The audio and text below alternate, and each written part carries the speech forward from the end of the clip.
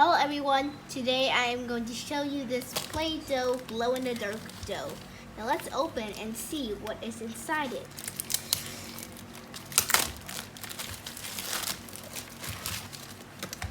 Remember, this is for ages 2 and up. So we have green, blue, we have red and yellow. So we have 4 of these, and each one is a different color. So we only have 4 colors. So